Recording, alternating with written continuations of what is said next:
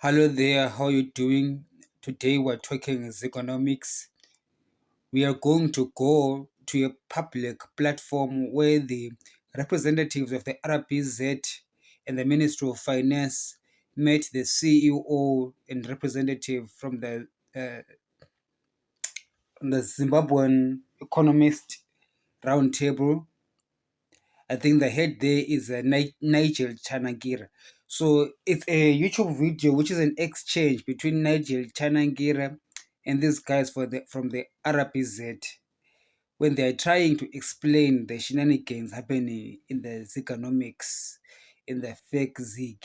So yeah, I just wanted to watch this and then we're gonna analyze it and hopefully prove that the people in the Reserve Bank are just liars. They are lying about everything. A lot of money is being looted in the RBZ. Our currency is being mismanaged. Let's just take a listen to this one. And the CEO Africa Roundtable in the capital, Harare.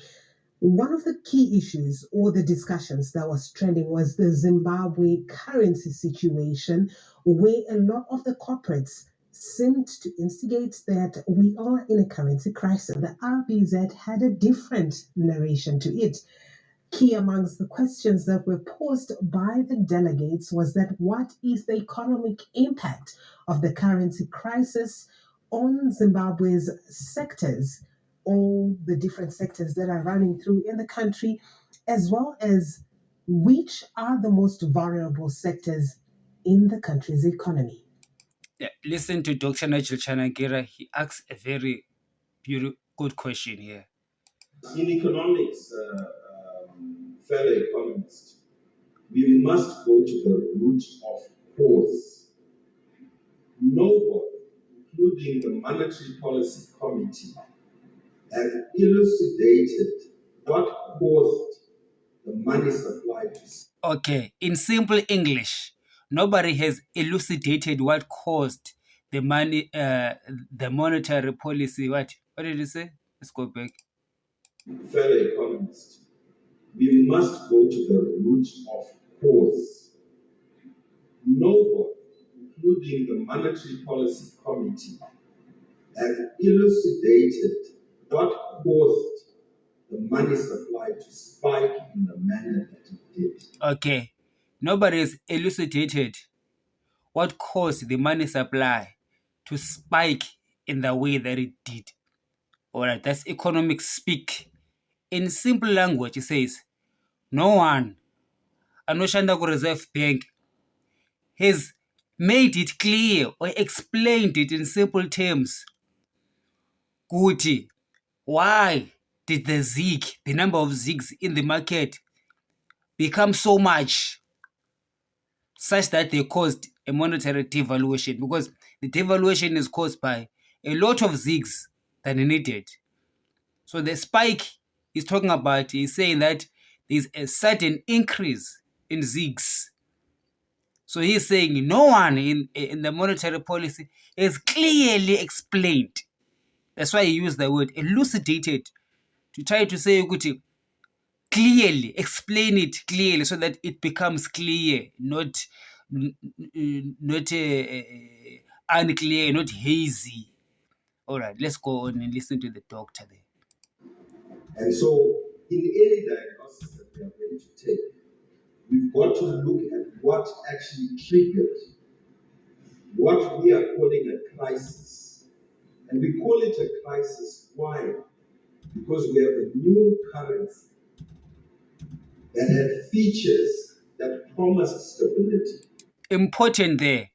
It is important to tell us what triggered this currency crisis, because this new currency has got these features that were sold to us as features that could represent a stable currency, which means they say that the currency is backed by gold, meaning that they will not print more zigs more than the gold that is actually available.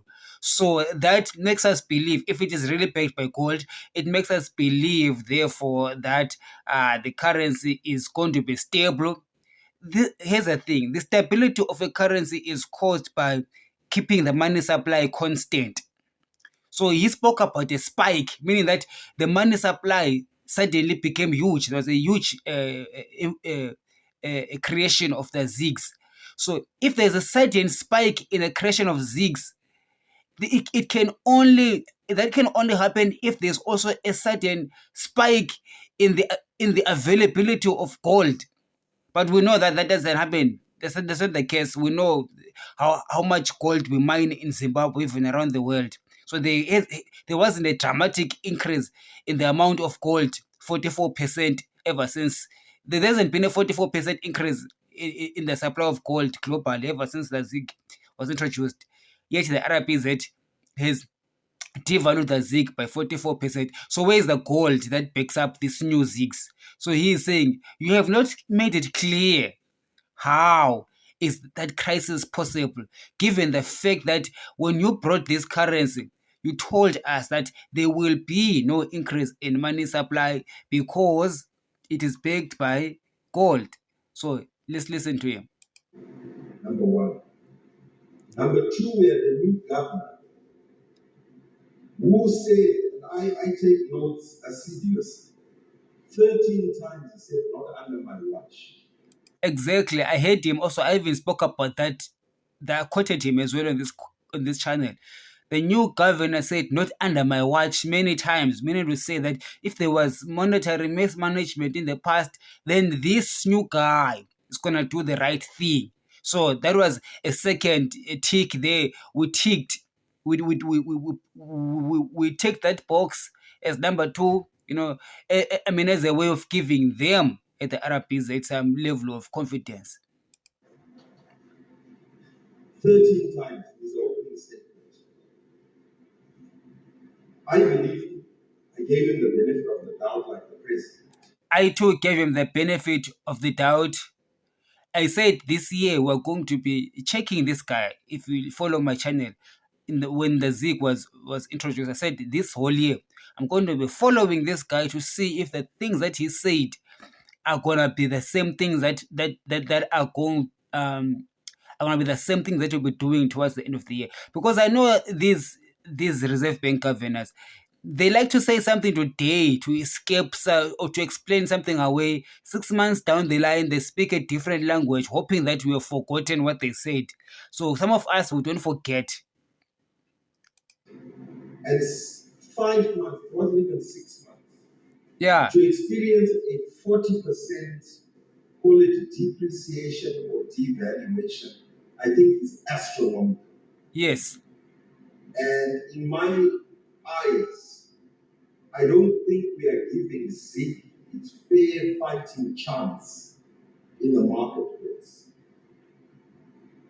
So all we have done, and all the market has speculated in what we call speculation, is to assume that the SADC expenditures, the road infrastructure expenditures that we saw ahead of SADC, is probably the reason why there was so much ZiG that was flooded in the market. So we are left to speculate. Why? Because the figures are not being published on time. I was interested in seeing weekly inflation tracking. Who is the source? Can it be transparent? I was interested in the alluding to willing buyer, willing seller. We have 40. Good there. We have got a poverty of data in the Zimbabwe currency management.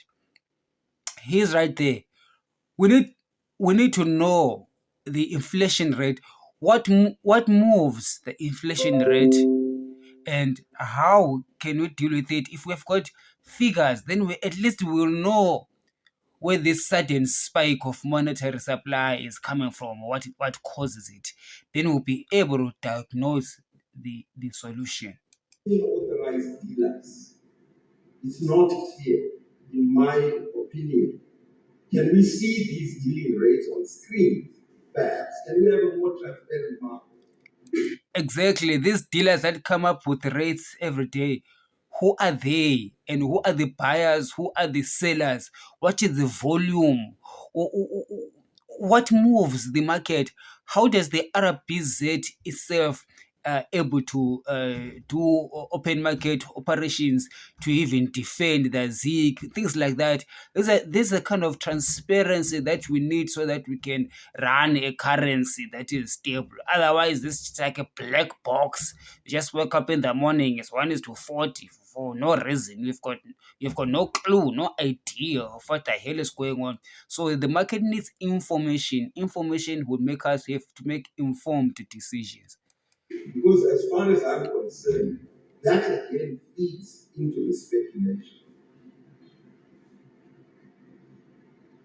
I also, say if indeed, and I'm really pointing, Deputy Governor, to your figures, we move from a 150% premium to currently what is a 40% premium. Even that would be too large to suggest stability in the face of the inflation projection or existing 5.4% in ZIG terms. So if you've got a 0.7% inflation in US dollar terms, that's acceptable. It's palatable. But when we see such figures coming through, it's the very cause of what we are trying to run away from in terms of speculation. So just as a market analyst, I am looking at your presentation and I'm saying, okay, let me give the governor a fair chance, just like I gave your boss a fair chance. And I'm saying, okay, given the stats that he's giving me here, is it wrong for somebody not to play games? I'm not convinced. I'm not convinced because the figures show margins that you can drive a bus through. I am also saying, okay, let's give you a chance on the hypothesis that you've made. And we say to ourselves, ZIG is not going to expand because we've moved up the statutory reserves. We've ratcheted them up. It means there's a credit crunch in the market. I am aware of my clients who had existing facilities that were made for them. The facilities continue to exist, but they can't draw down. So if they can't draw down, then it means they can't produce in the fourth quarter. These are the very clients, Deputy Governor, which I alluded to in the ZES meeting that we had with you, to say it is not fair for a player who subscribed to your auction, public auction, and you confiscate the dollars and you lock them up for 2 years. That's not fair play. That's not statutory. And so what we want. Yeah, that's the thing. They will take your dollars if you're exporting and force you to change those dollars in the rate that they desire. And Nigel here is complaining about that. The foreign currency is locked up by the Reserve Bank. Of course, we know what happens when they lock up the foreign currency for 2 years. That's where the corruption comes in. When they lock up the currency, they begin to use your currency that belongs to your company, if you're a businessman in Zimbabwe. And then they sell it to their friends who are connected with ZANU-PF and the military, all right, who come up with ZIGs.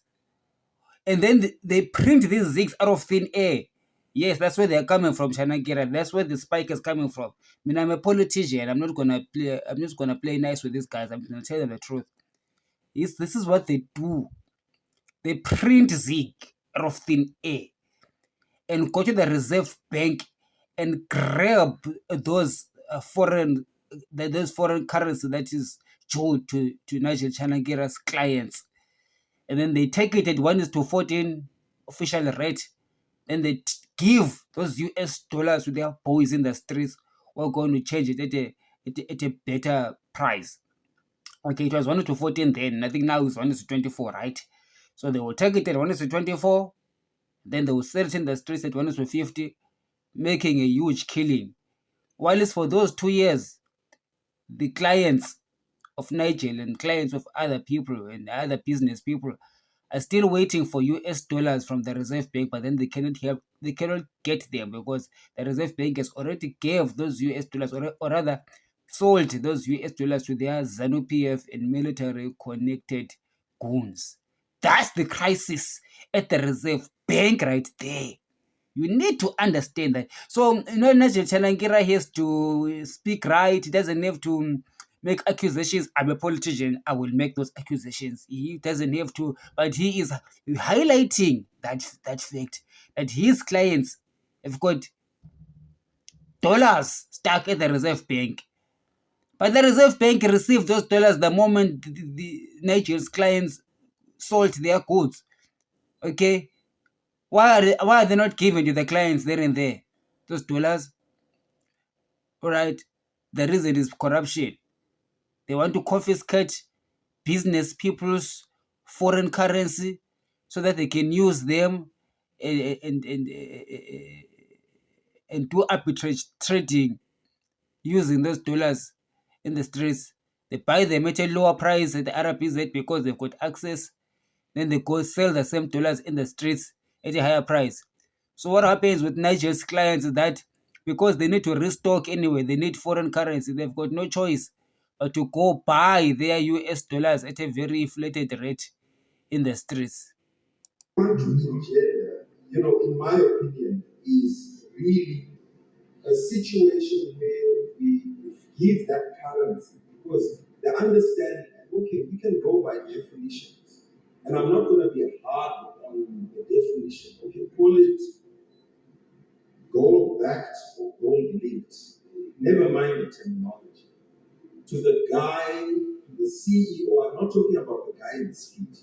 If I was convinced as an economist, as president, former president of the Zimbabwe Economic Society, that we had a gold-backed currency, what more we are our president?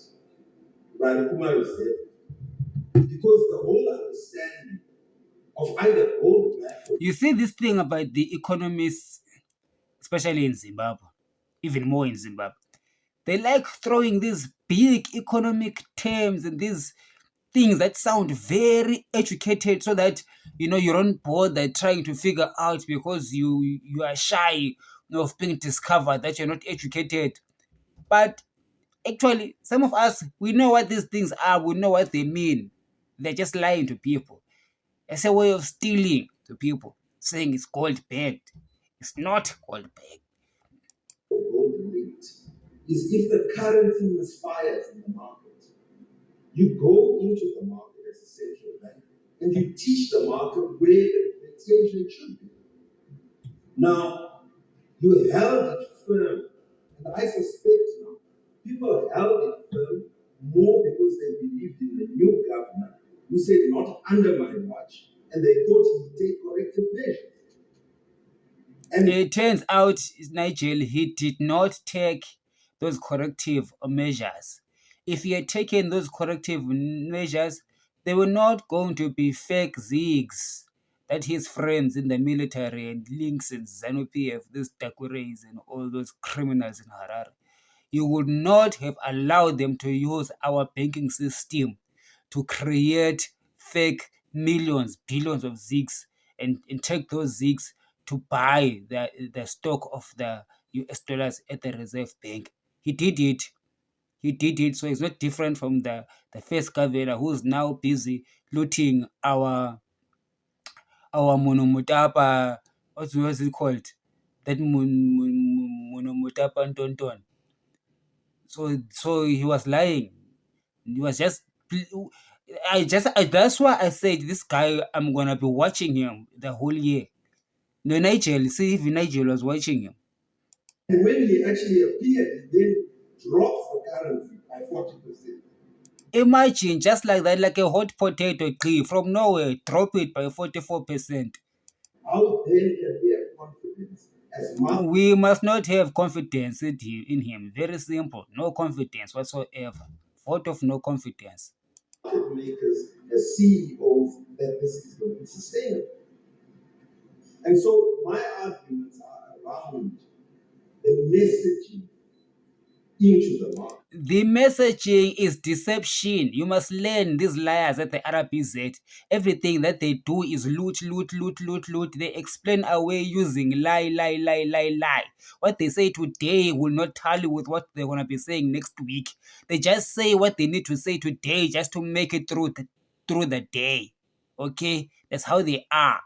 But the bottom line is, this is a looting business. It's a looting house. The RBZ is a crime scene. That building, that whole building, we must put a police tape around it and call it murder. This is murdering the economy.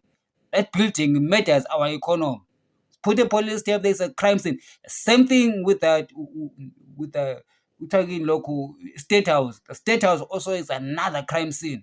RBZ, another crime scene right there. Because my understanding is that the central bank, who believes that its exchange rate has overshot into the market, would gradually move that exchange rate. We didn't. For the solid fact. Exactly there, my point, Nigel. If they knew, since they've got weekly data, and you are seeing that this Zig, the supply of Zig is gradually increasing in the market, or maybe you are caught up on the wrong side, you're like, oh my God, it is gone so much. Now, how do you manage that? Don't you gradually move from 14 to 15 to 16 to 17? Gradually bring us down. Not abruptly, from nowhere. People lose 44% overnight. That's painful. 5 months, we did nothing. I'll tell you what they were doing, Nigel, in the 5 months. This is this is what do you call it? A smash and grab, pump and dump scheme. In the 5 months, Nigel, the reason why they kept it steady is because for those 5 months, they were accumulating. All right. So they were accumulating. After they had finished accumulating, they would suddenly dump, which means all of a sudden they get to be rich overnight. So they didn't want to accumulate between 14 and 24. I hear what Nigel is saying. If they're going to do 1 is to 14, 15, 16, 17, 18, until we get to 24, maybe perhaps in 2 or 3 months, you understand that they'll be accumulating at higher prices at 16, 17, 18, 19, 20, 21. So they didn't want to do that. So what they wanted to accumulate at 14, keep it at 14 for as long as we can, as long as we accumulate without scaring the market. And then all of a sudden, boom, we hit them from 14 to 24. All of a sudden, they became 78% richer. Okay, they became 78% richer because of that sudden move. Premiums shot to 150 or otherwise, we did jack. Imagine. And then we come up with what I call shock measures into the market. And we expect the market to take it lying down. It doesn't. I don't think markets work like that. I've been a treasurer, I've worked in the central bank, I've worked in treasuries. Markets don't work like that. Markets are fed by information. Markets are fed by transparent information. And I think it's time. In this Zimbabwe, there's no transparency, Nigel, unless we change idim nangagwa. Let's not just beat the bush here. I know you have to speak nice English and be nice with them in Harare, otherwise they're going to put a bullet through your head. What we need here is simple, Chanangira. It must go. ZANU-PF must be history. The Reserve Bank governors must all be forced to resign. All right? Then we're going to have you, perhaps you, at the helm of that institution. We need Christians there, people who value, people who've got values. Let's go on, Doctor. Where we are saying we have what looks to me now like a mathematical equation, then perhaps if if you say you've got enough forex and you've got enough forex to buy the seed, I expected you to do it. I expected that when you inject, and this injection, Deputy Governor, because today I thought, in fact, I meant to preface my remarks and say, if we are going to give Zig a fighting chance, let this be a brutally honest meeting. That's what I meant to preface. Because I am genuine. I put my reputation on the line. I advise corporate clients. I'm on radio every Saturday. How can you put your reputation on the line who trusts ZANU-PF? Since when, Mr. Nigel Chanangira, was anything run by ZANU-PF ever trustworthy? You know Takure's hands are all over that Reserve Bank. And you're going to put your reputation over something run by Takure? And I stood behind this. My own reputation, not only yours as a Reserve Bank, but ours as CEO Roundtable, economic. I feel sorry for the Zimbabwean CEOs because they are being shortchanged here. The CEOs in Harare and the whole of the country are ashamed. I'm so that this is something else. I don't understand why the business people in Zimbabwe just seem to be accepting this thing as if like it's okay. It's like, those are zero. No, man. This is unacceptable. It must go. Okay? Not yesterday. Not tomorrow. Yesterday. Society, you know, what do we tell our clients? You tell them that there is a demagogue in power, there is a dictator in power, there's thieves. Thieves are running government and thieves are running the RBZ. That's what you must tell your client. Talking about being brutal with honesty, be brutally honest to your clients. That the country is run by thieves, barons. All right? That's why we need to remove them from power. What do we tell clients who actually accepted? Tell them you were wrong. You're just being patriotic because that's the right thing to do. But do you know what the next patriotic thing to do right now is to get those CEOs that you know and sit together and say, hey, Madota, for us to go ahead, let us face the fact here. Anata Gure, Namnangago, and their friends are the ones that are looting all of us dry. Because Nigel, I know you're an economist, you understand these things very well. If the currency is losing value, it is stealing value from everyone, all of us, indiscriminately, because we all are affected by the ZIG, including all businesses, all of them, including ZANU-PF businesses. So there's no person in ZANU-PF who should be supporting this stupidity because it's a party policy. So it's party policy to destroy currency. No. Even if you're in ZANU, this is the time when you have to break away from this 2030 nonsense. It's an opportunity for you to break away from it because you can't be supporting this nonsense. It must go. You can't have this. And the RBZ, I have been saying it again, that is a crime scene. Must put a tape around it and fire those guys, all of them. And so we are really down to a position where I'm saying it's time to take our egos off the mantle of egos and to talk serious stuff and say, okay, can I try to Yes, good. Manje sokhuluma manje lapha sikhuluma language yabo. Let's take our egos off and talk some serious talk. What do I say? Remove ED from power. Say, that's what we must do. I do know you know it, but then you're not going to tell these people right there in front of their faces in their nice offices in Harare because you still want to live another day. I understand. Play it cool, play it nice. We are the cucumbers. We are the ones who come here and tell them the truth. You are an economist. I'm a politician. I'll tell them the truth. They must go. All right? But the central bank had its narrative, and this it laid out to the... Listen to the narrative of the RBZ from the vice president of the RBZ. one of the craziest explanations I've ever heard in my life. Just listen to this guy. CEOs during the panel discussion. Let me begin by saying that when the new governor came in, apologies. The name is Innocent, Dr. Innocent Emas. I'm just wondering, Doctor. I think in Zimbabwe we're just abusing those words, doctor, PhD. Everybody wanna be called a doctor. But anyway, he's the deputy governor of the RBZ, Dr. Innocent Mache. Take them, doctor. The governor is in Washington, D.C. for the annual meetings of the IMF. He is in the Washington, D.C. annual meeting for the IMF. They must teach him there. He must learn there from Jerome Powell, all right, how to run monetary policy.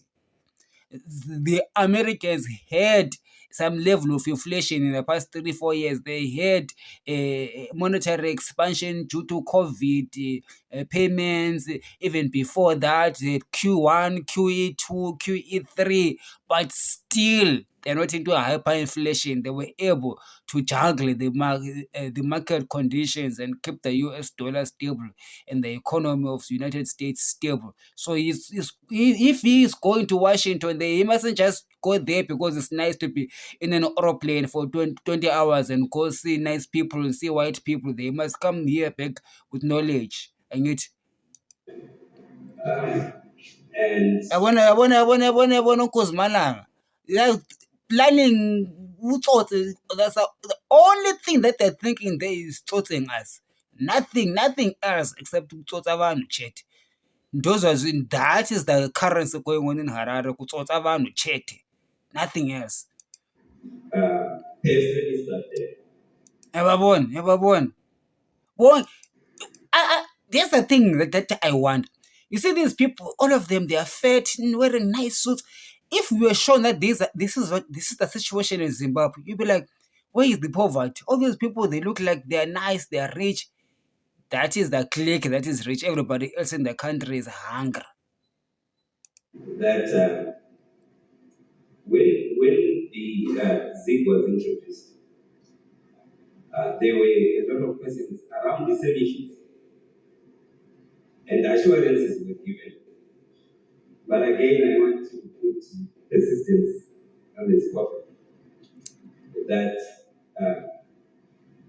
we once covered persistence here on this channel. We once covered one of the interviews of persistence as one of the members of the NPC. And I thought he speaks things that just don't make sense at all. Let's listen to this one. All the institutional arrangements of the central bank were privy to everything that was being done in the bank for the benefit of this economy. So far, the economy has not benefited Dr. Deputy Governor. But let's listen to you. The Reserve Bank is audited internally and externally. Really? That's news to me. Audited by who internally?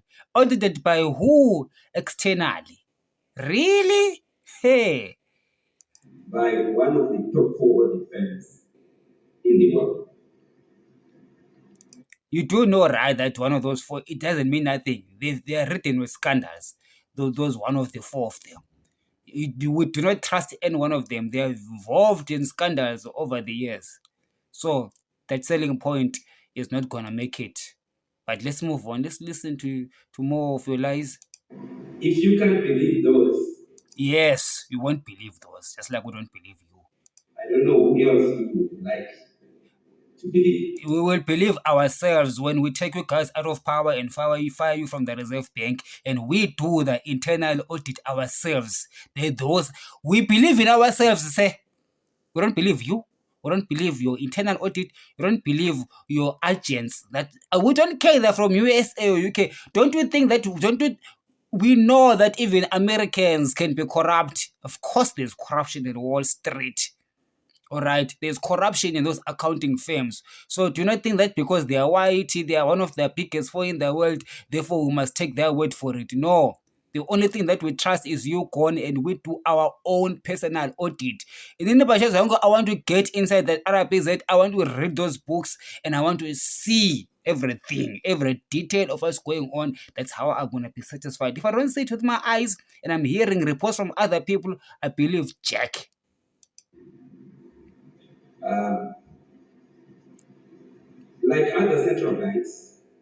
Like other central banks, you should really begin to behave like other central banks, because other central banks do not do what you do. Other central banks are not running persistent hyperinflation year in, year out, decade in, decade out. They only have, if they've got a currency crisis, it only happens once, it's diagnosed, then it's fixed. But in Zimbabwe, it's perennial. So you are not like other central banks. So there you go again, trying to make us feel like there's not everything that you're doing is normal. You spoke about one of the 4 big foreign accounting firms, trying to put yourself in that group, in that WhatsApp group of people that are accountable. And then now you're saying just like other reserve banks, as if you guys are like other reserve banks. You are nothing like other reserve banks. You are not in that WhatsApp group.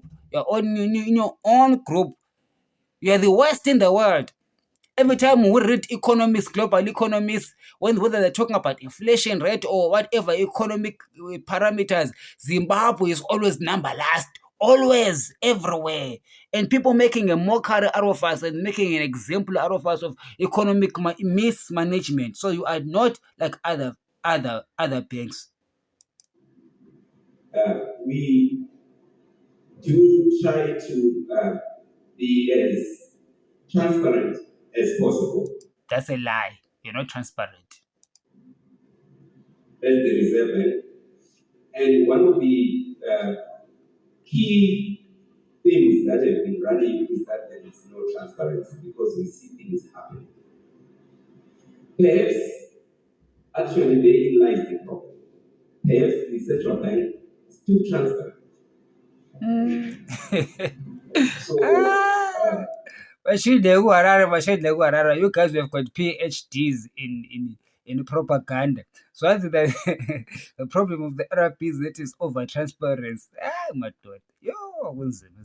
Members of the public perhaps expect much more. No, members of the public don't care about economic figures. It's us who do. Members of the public expect a stable currency. Members of the public don't care what's going on in the black box. They just want a stable currency, Mr. Governor. Just give us a stable currency. Don't tell us about over and don't. No one cares. People of Zimbabwe don't even understand anything about gold back, the monetary expansion, blah. That's for you and for Nigel. We just want a stable currency. Finish and clear. Or get out of the kitchen. Because it is transparent. I have to assure you. So we're just gonna lie and say it is transparent, okay? And just move on. All right, let's move on. That on a weekly basis, on a monthly basis, these figures are published. And quarterly, the board of the Reserve Bank meets and reviews all of this. Part of the reason why His Excellency, the President, to come down to see it for himself, is so that he can assure the nation that indeed we do not trust him. The guy who came down to see, that's the guy that we do not trust. We do not trust him at all. First of all, he told us what there's gold in the RBZ, and then there's some more gold in the country that he won't even tell us. Why must we trust that guy? He's the problem number one. You yourself know it. You seem to be a nice guy. You seem to be a good fellow. Anyway, he just seems to be a good fellow because I can see that he is nervous as he's saying these things, which means that he knows he's lying. He wishes he would say the truth, but he's just in a jungle with the lions. Otherwise, the ZANU-PF people will terrorize him if he speaks the truth. So he's just doing his job, just defend the oppressor. Because we've got no choice. You have to do your job. Let's listen to some more lies. The gold we were talking about is there. Now, let me So if it is the gold is there, then why did you monetarily expand? Also say, if you remember, in May last year, we digitized the gold. I really must say, given a proper country with a president who's not a thief, this guy just does look like a person who can run a reserve bank well. It's just that he has got no. He the way I've me is just in a place where there's vultures, and I think his voice drowns, and I can tell by the way he explains that these things that he's saying, he doesn't want to say them, but he has to say them nonetheless. They have to go to the public and speak to the public. They cannot hide behind closed doors whilst the currency is being destroyed. But this is just my judgment of him as I see him talking. All right, let's listen to some more lies. Tokens that we have started issuing as a gold coin. So digitalization of gold is nothing new. It's called tokenization. We tokenized our gold, and those tokens are still very popular, and they are still in the market. So what has that got to do with Zeke? Here's the thing. Let me explain what this guy is saying here. I told you that these guys like to use this lofty economic thing so that they can rob people. The RBZ made those gold coins. Actually, it's gold, okay? It's a token, but it's a gold. And nonetheless, it's a gold coin that they call a token. It's made of nothing else but gold. So essentially, you are buying gold. They might give it a name, call it a gold token, but it's just a gold. All right. So it's that gold. When he says they digitalized it, it means that it's able to be traded on the internet without you touching it. So if I've got that coin at the bank, I can send it to you without giving it to you physically. It just transferred from my account to your account. So that's the digitalization of it. But there has to be a physical representation of a digitalized thing. So if you have got 10 physical gold tokens, you can only tokenize 10 of them digital. But there is a risk there that things like people like the Reserve Bank, they can tokenize 100, even though there's no physical ones. So there that argument of tokenization, I do not know why he's even talking about it. Some of you seated here are holding those tokens. I will only believe if I don't want a token, I want a real physical one. Do you have physical gold to back those tokens? That's another scandal right there. That is another potential scandal with those people that are buying those tokens. You're going to be surprised in 2028 or in 2030, Anenga Repo. 2030, you'll be having 1,000 tokens from the Reserve Bank. You go there and demand the tokens, which discover there's nothing. They doesn't exist. All the real tokens are international. What are you gonna do? So there's no authenticity. Why would anyone buy digital tokens from a government or from a reserve bank that can't be trusted? You can buy and sell these tokens from each other. You see, that's a problem. We buy and sell to each other things that don't even exist. I can put top dollar that some of those tokens don't even exist. They must give us evidence that every digitalized token has got a physical token backing it up. Otherwise, we're just talking hogwash, and this will be a new scandal. Very that's possible already in London. They're already talking about the scandal of gold, that the actual gold that is traded at the London metals exchange is actually many times more than the physical gold that is available. So that's what the RBZ is possible doing right there. So if you are buying these tokens, you're at the risk of buying air, things that don't exist. Because the vesting period, correct me this, has lapsed, and those can be traded. There is a very clear and strong roadmap towards the development of those tokens into what is called the central bank digital currency.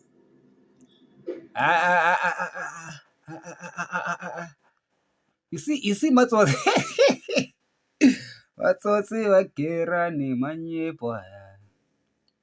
Matsotsi wakera nemanyepo.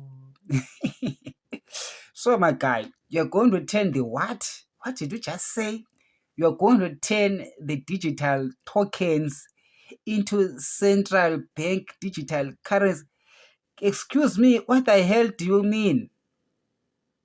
How do the digitalized tokens? Because a digital token is just a digital representation of a physical token. Now, a digital currency is just a digital representation of a real currency. That's what a digital currency is. Central bank just means that it is issued by the central bank. Already, the money in our cards, the money in our phone, Mario Econet, EcoCash, is already digital cash. So that is digital money, which is represented by physical money. For example, if someone goes and put $100, we go to those Econet stands, Eco cash stands. We give them $100, physical $100. They put in your phone $100 in your Eco Cash. So that $100 in your Eco Cash on your phone is digital currency, which is backed by the physical $100 that you're carrying in your hand, that you handed over at the counter. That's what digital currency means. So now if it is issued by a central bank, that's when it gets to be called central bank digital currency. So this guy is just conflating things to confuse and discombobulate you and throw you off the bus so that you feel like you know nothing. Those are two different things. Okay, a central bank digital currency is just this money in your bank account. So if you own a digital currency, it has got a monetary value, obviously, because it is bought and sold in this. Since it is gold, its value tracks the value of gold and it is expressed in dollars.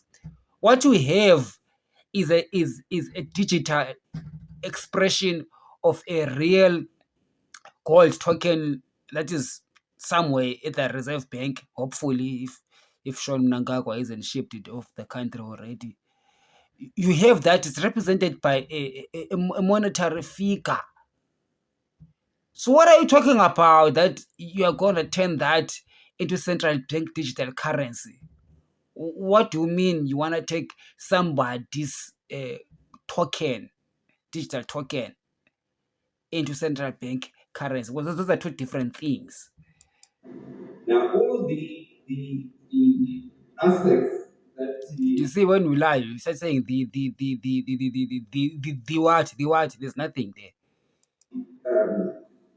Nigel you mentioned are really the description of a central bank digital currency. Well, that's not true. That's not what Nigel was explaining. You're just saying things that Nigel did not say. He was not explaining a central bank digital currency. You are the one who started to go to the central bank digital currency. No one was speaking about it. we had for this first segment. Do stay tuned as we continue the conversation in the second segment. This is Business He logged off in the first segment. We were listening to the Reserve Bank of Zimbabwe, Deputy Governor, Dr. Innocent Mache, talking and having the conversation with blockchain.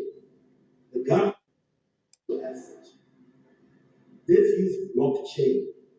The governor has been saying use technology, and it's fortunate that you are the one that actually said. So here's what we've come up with. We want a virtual currency which is transparent. There is issuance upfront in terms of the quantum of tokens what we are calling Stenga, that we will issue for the sake of our own benefit. Then we mimic your dollar and what you are doing in the market. What Nigel is essentially saying here is that we do not trust you. We don't trust your management of monetary policy. We want to put it in our hands. That's why he is now talking about the blockchain, because the blockchain technology is going to allow people, market players, to have access to the central bank ledger. So what we need, what we don't have in Zimbabwe, is access to the central bank ledger. We trust them to centrally manage it for us. But blockchain technology will open up that ledger to everybody else, so that you will not have this excessive increase in monetary supply. When Nigel talks about tokens that we will issue, he is saying that we will issue a certain amount of currency into the economy, and we will know, all of us will know and participate in that knowledge and in the management of that money supply. So there will be transparency in that way. It is a way of Nigel saying to the Reserve Bank, you are fired. He's actually firing them. He's saying, we don't need you. Because all that thing that Nigel is explaining is something that the Reserve Bank must do without being supervised. But he's saying, no, we no longer want you to do it. We want to do it ourselves as the currency, as the market. We want our own blockchain technology, which means we are actually decentralized. We want the decentralized banking systems. Essentially, he's trying to crush the idea of central banking itself, not just firing these people, but Nigel is even worse than me. Yo, man, you're bad. You're bad, Michael Jackson. Me, I was just thinking of firing these people. You are thinking of firing the whole institution itself, so that we can render it useless and go blockchain as an economy. That's very radical. That's more radical than me. Looking at our circumstances, we are the only dollarized African market. I think that's a big plus, because then we are understood. I think we are the only dollarized exchange of stock exchange market, so we can attract capital. And when I mean capital, it's both bond finance, which we need for government stocks, and it is also bond finance on the part of corporates in Zim. And we've come up with. Thank you, sir. That's a very good point there. We are dollarized. Even the Victoria Falls Stock Exchange is dollarized, and essentially most of our economy is dollarized. So therefore, it's easier to dollarize our our our our our government bills as well. Solutions around issuance of bonds. But what it takes is the government to yield, to lead, because they themselves are going to issue a bond with a coupon, but allowing the market, allowing price discovery. You see, the thing about this government, Nigel, is that they want to issue bonds in local currency, so that they can print the payment. Okay, they're going to print the coupons. That's where the fake zigs, these extra zigs, are coming from. In terms of us bidding at the rates where we think the exchange, the interest rate structure should be for a 1-year bond, a 6-year bond, as well as a 15-year bond for infrastructure. Otherwise, we don't have any. That definitely is what's going to direct interest rates and attract international capital, and maybe allow the seed to stabilize. Because what appears to be short of. That is the economics there of USA. They have a proper yield curve from 3 months, 6, 1 year, 2 year, 5, 10, 15, 20, 30 bond year yield. So yeah, that is proper economic management. But we are dealing with here. They don't want to do that. That will bring about too much transparency, too many things to explain, too much scrutiny and accountability. And we know in our country, we don't want accountability. What we appear to be short of are US dollars. And we are not short of US dollars in the near term. We are short of US dollars in the medium to long term. Why? Because we have infrastructure projects. We actually have an infrastructure deficit in terms of Zimbabwe. So that's the starting point. We want to use the Victoria Falls Stock Exchange to issue tokens which we would all see in terms of the movement. It's transparent. You see, he's speaking about it. Tokens which we will all see, transparent, all see. At the moment, it's only seen by the Reserve Bank governors. And Mnangagwa is the only one who tells you, I've got gold in this country. It's only him who sees it. Even if he goes to the RBZ and he's taking photos, selfies with our gold bars in the RBZ, it's only him who sees it. Okay? We don't see anything. So Nigel is talking about the things that we all see, that we can all trust. Okay? And the auditors are here. My brother is here. So we want virtual assets. Now, the question is why we haven't used an immutable and transparent technology. But that is a state we haven't arrived at yet. And you will agree with me that you do not want to introduce such a measure when your economy is still unstable. Because all it does, and we have examples of this, for those who came to listen, you can look at the experience of Nigeria with the e-Naira. You will find that premature introduction of a digital currency can actually cause more harm than good. I am glad, however, that the Nigerians managed to track back and fix the issues that they had with the e-Naira. Ghana has introduced the CCD and India is already piloted and is already trading using the central bank currency. Other countries the same. So we are on that roadmap and that roadmap remains unchanged. But for now, we're using ZIC as our currency and we believe that the pressures we had that led to the depreciation are factors that we all know.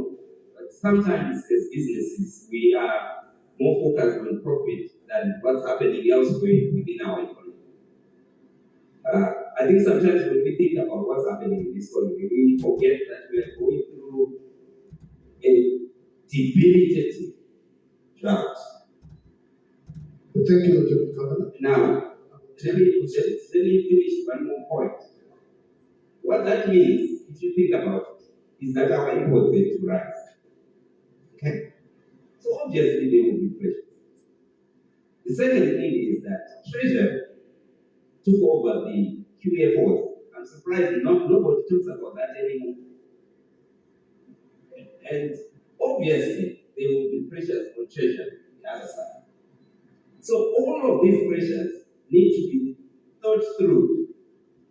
But as I said, this is a very intertemporary problem. And we believe that the Reserve Bank is on top of issues, and that stability we are seeing is here to stay. It's an MPC as well. Can we run our regression analysis between April and September? Okay, and for the time series, we perhaps run them on a weekly basis and see what really happened. So that's a suggestion on the way. And the country's economy think about the current situation. For the opportunity. I think to answer this question, I need to first address Dr. Chanangia's question on what was the driver of the instability.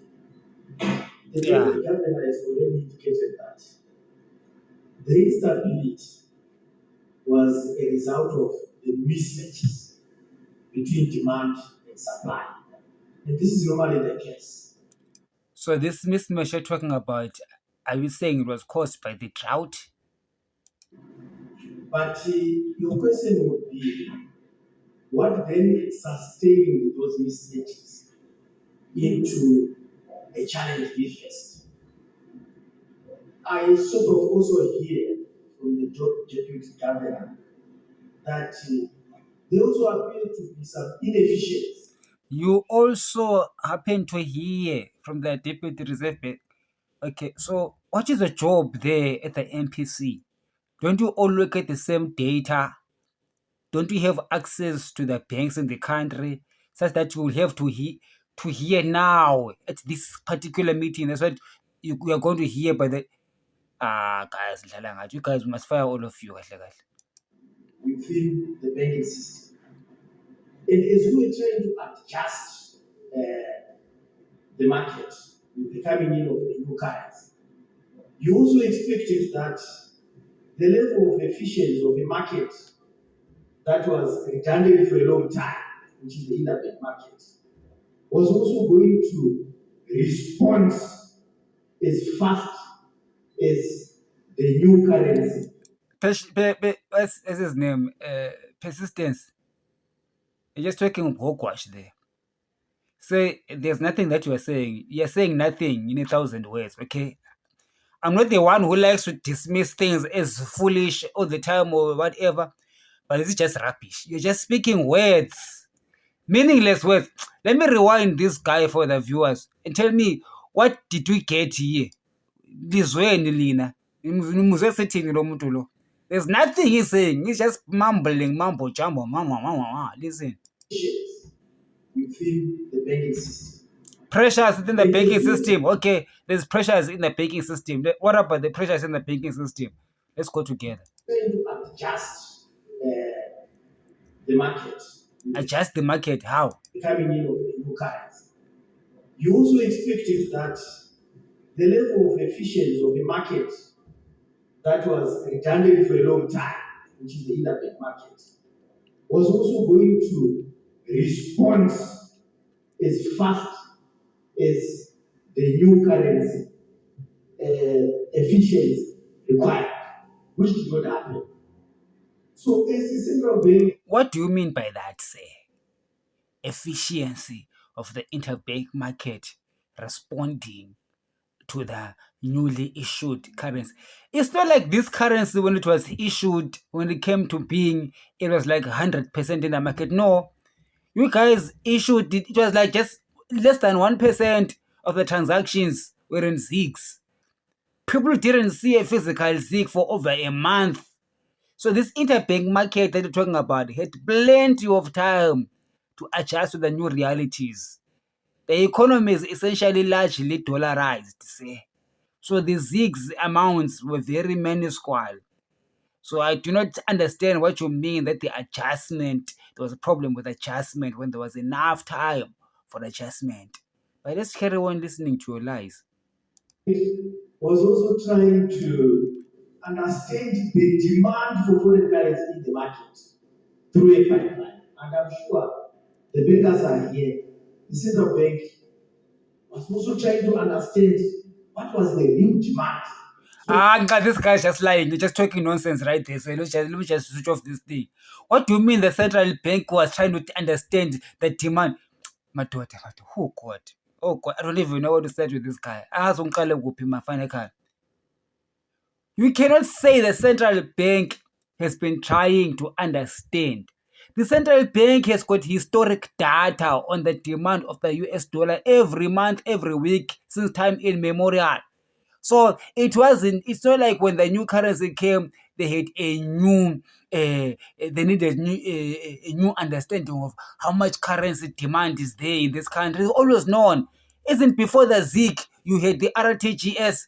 What was the level of demand of the RTGS all along? You just switch the name. You just change the name of your currency. As far as I'm concerned, it's the same nonsense.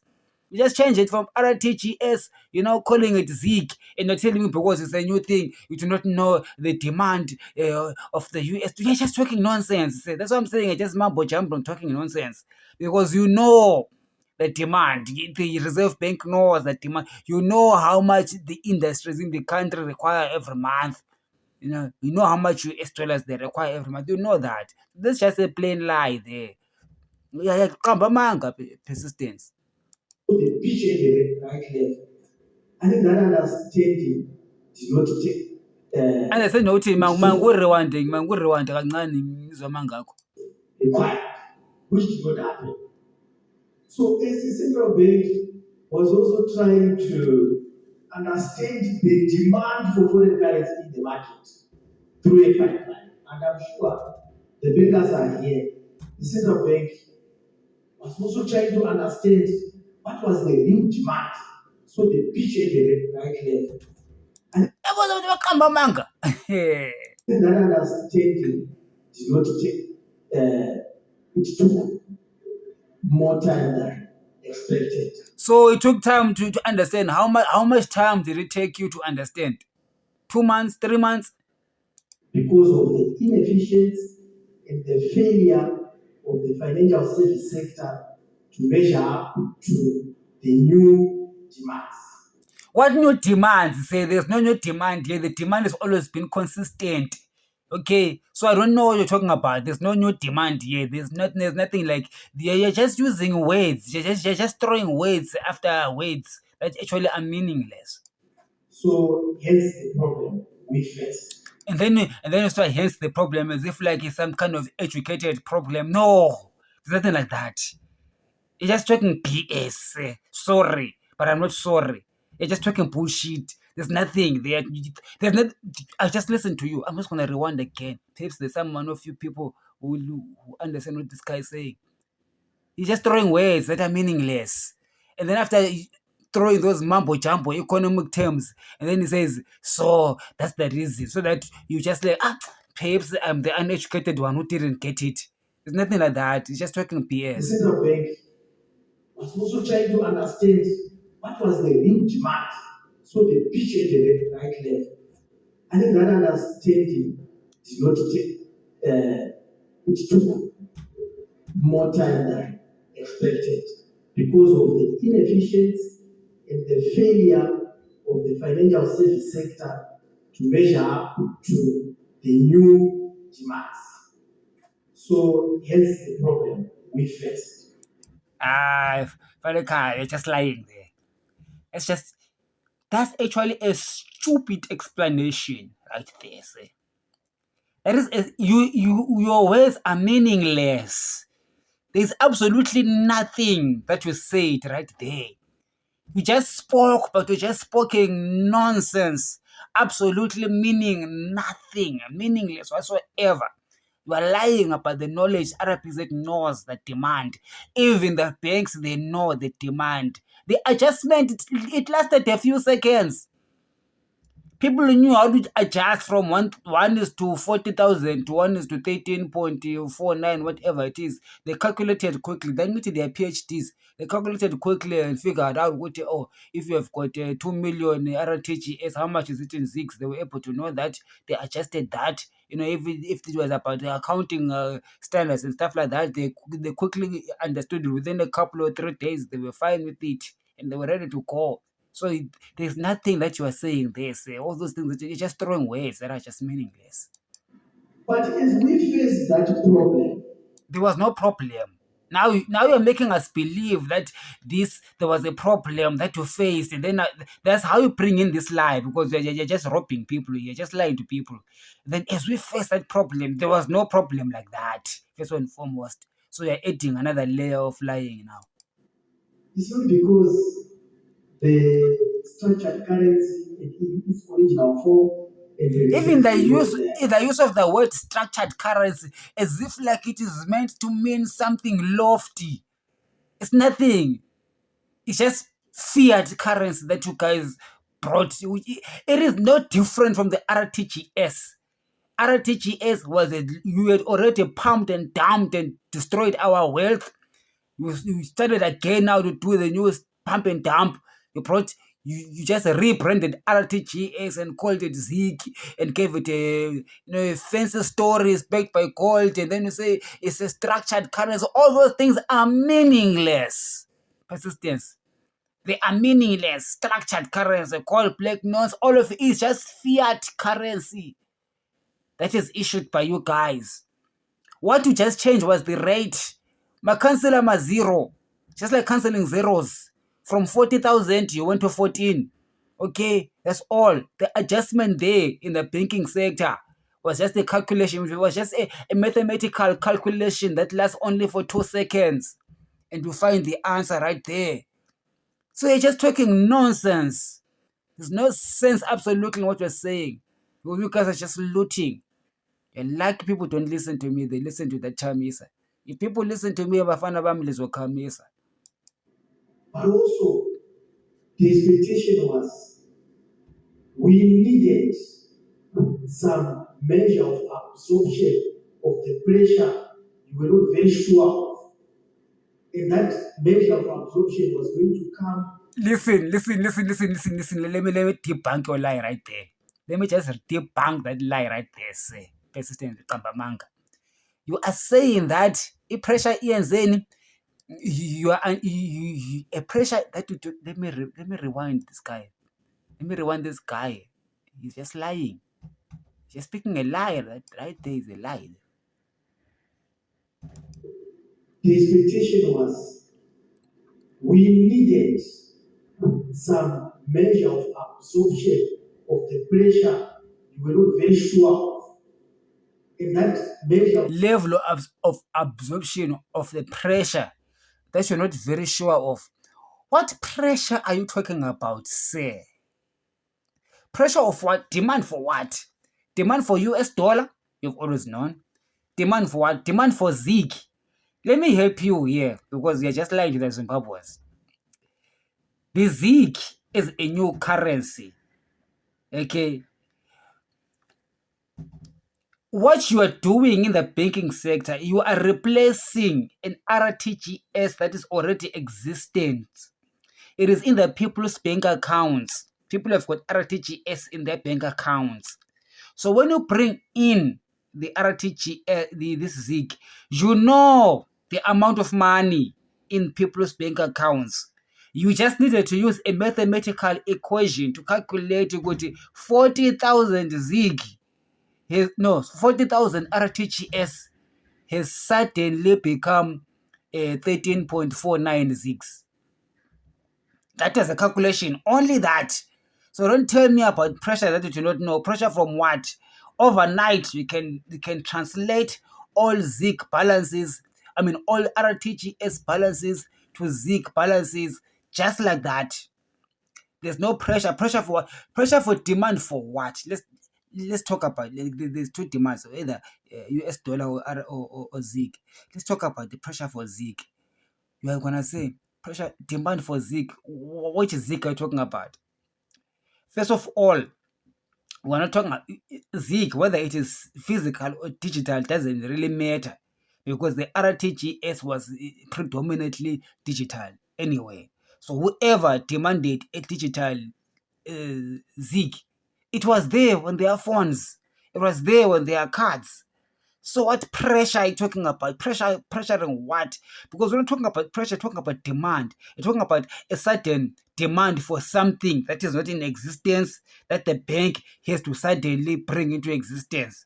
So, and since you are the issuer of a currency anyway, you can print it, right? But here we're not even talking about printing. We're not even talking about increasing monetary supply. We're just talking about matching the balances of the RTGS and then translating those balances to ZIG, which is a simple thing, which is done in a couple of seconds. That's pressure number one. That's demand number one, which is the ZIG. The other demand perhaps would be the US dollar, of which you are lying to say that the RBZ didn't know the demand of the US dollar, because there's always been demand for US dollar, even you using the RTGS. So there's nothing special about the new currency. It's just a change of name. It's just the same pressure. You understand the same dynamic. The dynamics are still the same. So there's nothing like a pressure here. You're just, as I'm saying, you're just saying words that are meaningless. Essentially, say you're just telling us bullshit right there. Sorry to say, to use that strong language, but that's exactly the language that describes what you just told us. And you are hoping that we're just going to pass through this video and say, maybe he spoke something that we don't understand. No, he's just speaking hogwash. He just lies. absorption was going to come from the fiscal end or from the use case of the SIG. But it's the Treasury which is responsible for the fiscal aid, was also trying to adjust to the new demands of the currency. What new demands of the currency? Nobody demands a currency. People demand money on a regular basis. There's an amount of money that people demand, and it's them. By the way, when they demand, it's money in their bank accounts, which we can just translate into new currency. So what do we mean by demand? We are just talking nonsense. Which is the increase in the demand for the SIG. Why is there an increase in the demand for ZIG? There's nothing like that. There's nothing like there's an increase in the demand for the ZIG. They're demanding their currency, which was previously denominated as RTGS. You just translate automatically to ZIG. Okay? Because there is no limit as to how much ZIG you guys can print at the RBZ. So you just print the ZIGs that are equal to the RTGS that is already issued in the market. So what are you talking about? What the hell are you talking about? This depreciation happened. I can only So what depreciation, man? You see, this guy just talks hogwash, and then he says, "Oh, because of all this bullshit I was saying, that's the reason why we got this depreciation." He's just talking nonsense. There's nothing like that. There's nothing like that. Let me rewind him again a little bit. He drops, he drops, he climaxes with, so that is why we hate this collapse. So that it's some long explanation, but he's just talking nonsense, that explanation. also trying to adjust to the new demands of the currency, which is the increase in the demand for the SIG. This depreciation happened. I can only think of it as transitory, therefore. I can only think of it. Now, you're thinking of it as transitory. What do you mean by transitory? Is that it is passing, it is transiting, it's in transit, meaning that this devaluation is not going to be persistent, like your name. It's transit, meaning that therefore, if it is transitory, it means that the value should go back to 1:14. Transitory would mean 1:14 going to 1:24, and then back to when I'm Gigi, back to 1:14. That would be transitory.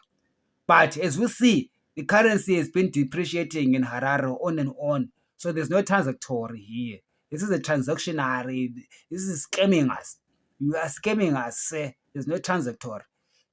You are borrowing that propaganda from Janet Yellen, who said inflation in the United States was transitory when it wasn't. Well, at least they fought theirs. They fought it. But you are just borrowing that line to explain away incompetence. Listen to him. This guy must be fired. This depreciation happened. I can only think of it as transitory, therefore. I can only think of it as the right sizing of the economy. The right sizing of the economy. You're just throwing another thing there that just doesn't make sense. What do you mean by right sizing of the economy? How does currency depreciation correctly size the economy? Factors which we don't quite understand in the economy. You didn't quite understand code. There's nothing that you understand. The only thing that you understand is that you must call. You and Nanka showed up in form of the depreciation of the currency. I think we've now gotten there. And you are now able. You see how these sources in Harare behave. When they talk to you, they know how they are talking us. And then they're like, we didn't understand. Eh? We didn't quite understand this thing. I think now we get it. I think Hogwash, you know exactly what you're doing, you criminal. To going forward, manage the situation and sustain stability. Ngamanga, going forward is stability. That's what you guys say. You are saying going forward is gonna be okay. But then going forward, in December or in April next year, you'll be coming up with other excuse like, no, we thought it was like that, but we didn't understand. The thing about the market dynamics. The interbank market, this and that, the black blah blah blah blah blah. They're gonna throw some stupid words in there. Stupid, just make a cocktail of economic terms just to justify the looting. You are looting, sir. You and the RBZ governor, Mnangagwa, me, I can see you looting. The moment I am president, I'll fire you. On the spot, all of you MPC, you must all go. You belong to jail in reality. In fact, you belong to jail. That's where you belong. I'm just going to speak on behalf of accountants operating in the industry together with their auditors. The very first point I wanted to make is a reverse. Okay, now we're gonna listen to William Amandi Soza. He's an accountant, the chief executive officer of ICAZ. He's an accountant. I'm sure these guys are having a terrible time. The accountants in Zimbabwe, sure, it's a hard time. Of the topic which we had that we got a crisis. In accounting, anything over 5% deviation is material.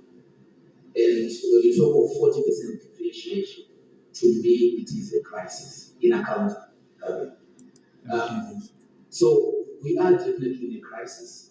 Our role is to provide financial information or recording economic transactions in a unit of currency of shorts, right? So every discussion we're talking about provision. Then I also want economists and the public as a whole to honestly look at the operating landscape we have and remove words like speculation, saboteurs, and so forth from the business practitioners. To us, when someone Yeah, I agree with you. To the guys who are doing business, okay, who are in the buying and selling and manufacturing of goods, they're not speculators. They are hedging and trying to manage their capital well. But indeed, sir, there are speculators in the market who, because they are ZANU PF, all right, Itim Mnangagwa's children and friends, and that child of that ZANU PF spokesperson, that fat boy was arrested and released because according to their 2017 coup, they are not supposed to arrest their children. Those ones are speculators. They go to the bank because the bank CEOs are also ZANU PF card carrying members who borrow them billions and zigs. They go and take those foreign currencies that's belonging to your business people. They take it and conceal it in the streets. We're talking about Navy, whatever that boy, Chris Mtwanga's son. They don't get arrested, those ones, because in Uganda, actually they are thieves.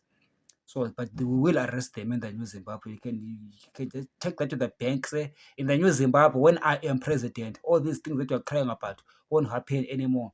Stop hoping in Chamisa. You'll just be eating money and rather than tweeting nonsense. These guys, these Chrism Tanka's children in the New Zimbabwe, they must just get passports and go stay in USA or in Singapore because we'll put them in jail where they belong. They will stop speculating. Those guys are really speculating. They are the speculators that are there. says I'm a speculator, I'm an FD, when I'm doing the very purpose I'm employed to do, to preserve value for the shareholder, I don't think I'll take it lightly. We are not speculating, we are preserving shareholder value. And for us, You are preserving shareholder value. Chris Mtwango's son and Itim Mnangagwa's sons and all the sons and daughters of ZANU PF were implicated in this scandal of buying currency for cheap prices at the Reserve Bank are not preserving shareholder value. They are stealing the value from all Zimbabweans, including you, your shareholders, me, and everyone else. So we need to be sure to be clear that those people do exist and they are speculators. You, on the other hand, are operating in the in the right space where there is legitimacy in what you are doing. But the illegitimate ones take advantage of the situation and then therefore exacerbate the losses of our currency. We don't use inflation data from the past, but I use inflation expectation. Why should I use inflation expectation? And it is said that the inflation expectation is always negative. You already expect currency devaluation. That is why you and other guys in business sector, when you get paid in zigs, you quickly turn them into US dollars because you already expect that the currency will fall, which means you are betting that the Reserve Bank of Zimbabwe will fail to manage the economy. You are voting with your money. That's a vote of no confidence right there. You see, these guys from the RBZ are being shown a red card and a vote of no confidence by Nigel Chanangira and this accountant here. But then these guys are saying it in a very smart way. They're saying it but not using those words. It's a vote of no confidence. Voting with your money, saying I'm not gonna keep my money in Zig. The moment I get it, I turn it into US dollar, meaning that you don't trust the current Reserve Bank government. You don't trust it in Nangagwa. Say it out loud. Say you don't trust ZANU-PF, you don't trust ED, you don't trust the RBZ. They must all be arrested. Okay? Not just fired, but put in jail and the keys thrown away. Then we can have a proper country. Then we can have a proper economy. We can't play by the rules of a proper free market economy where the guys who are supposed to be the referees are the one with the ball. Imagine in a soccer match, a Manchester United is playing with Liverpool and the referee is favoring Manchester United. He just goes like the player stop playing. The referee himself goes to pick the ball up. Himself, he kicks the ball, and when the players are watching him, when they come close to him, he says, gives them a yellow card. If a player comes to him, he gives them a red card.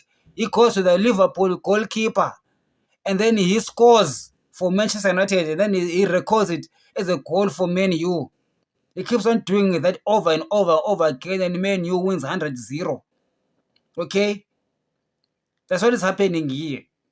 The referee is the one kicking the ball and scoring for their favorite friends in ZANU-PF affiliated circles. So there's no free market economy here. So the only way you can have free market economy is to arrest these criminals who are speaking good English, yes, drinking still water, using our money. We must just put them in jail and have a new free country. To replace this law. And you must join me and stop this thing of not joining me. I don't even know what you people are hoping for. That chete of yours, muchachema chete until Jehovah comes. Just today. Then I know there's someone who then comes say, I'm a speculator. Am I a speculator when I know if I use yesterday inflation, I'm not going to replace stock? So what is the speculation about it 2030? What is the speculation about the 2028 election? Are you gonna go to 2028 to elect your chete, hoping that he will win a rigged election that leads to a rigged economy, which means that your business environment is rigged and you will still be supporting chete nonsense? How do you speculate that? What is your market expectation as far as the political dynamics are concerned? I think if you're a clever and brave one, you will join the brave ones and call for a change right now, not through election, but through firing and putting and locking up in jail the criminals that are destroying our country. I've got a genuine problem. And to discharge my duty to the shareholder, to the capital markets, I need to preserve dollar production given the stock we at the stock exchange. Okay, I just That problem is going to be solved by removing Idi Mnangagwa and his cowards, who are military generals who are also partaking and stealing our wealth. tell a few notes about our purpose, and one of the area which I jotted down is our role in the capital markets, which is for us is Zimbabwe Stock Exchange and any other instruments which have been created. Don't be afraid of these people who say, this is your country too, you've got everything right. Don't be afraid of them because they've got guns. If they kill you, are they not going to die? Is Robert Mugabe dead right now? Are all those people, they are all dead. What do you think they are? Are they in heaven? Are they enjoying the stolen billions? No, don't be afraid of them. Tell them the truth. They need to go. These guys are wasting your time. You guys should be multinationals right now. You must be running businesses that are growing. I remember in the 90s, in the late 90s, Zimbabwean businesses were doing well in the region. People were open, Zimbabwean homegrown businesses were opening in Zambia, in Malawi, in Tanzania. They were spreading across the region. And then on Dlavini Laba, they came and just dlavu everything because they've got guns. Those guns are ours. They don't belong to them. The military belongs to us. You need to stand up strong, you people in the Zimbabwe business. You must stop wearing those suits and just speaking English for nothing. Okay? Come and fight with me. Become a strong army. Alright? Our voice is like the voice of God. Don't be afraid of their military generals. They are our employees. We must fire them too. What they're doing is wrong. It's a breach of trust. It's unconstitutional. It's a criminal offense. It's against the integrity and the sovereignty of our nation. We must begin to think like that. That is patriotism that we're looking for. We are there to provide information which can be relied on by users of financial statements. So here it is. Here it is, folks. This is all that we had for you this afternoon. These guys finally came out, right, to the people. And as usual, they always come up with excuses to justify why they are mismanaging our economy. And I'm glad Nigel asked them the right questions. But of course, they will always beat around the bush, knowing that no one is going to say anything radical because people there are afraid of the soldiers who have got guns. Because those soldiers who have got our guns, by the way, you must tell them. Where's General Sinyato, Valerio? Those guns are ours, not their guns. They mustn't do this thing that they're doing of making us afraid. This is our country. All right? The Zimbabwe military is ours. It's not theirs. It's not for Kuta Mnangagwa. It's not for Sean Mnangagwa. It's not for Itim. Don't fear him. I hear in Harare, this guy, I hear people telling me that when Itim Mnangagwa was around you feel like there is this huge animal. He's a demon. Don't fear it. Say in the name of Jesus. Every time you're around him, pray. Because it's a demon that you're dealing with. We need to exorcise that demon out of our country. And then we're going to be free. Alright, this video has been too long. But thank you for watching.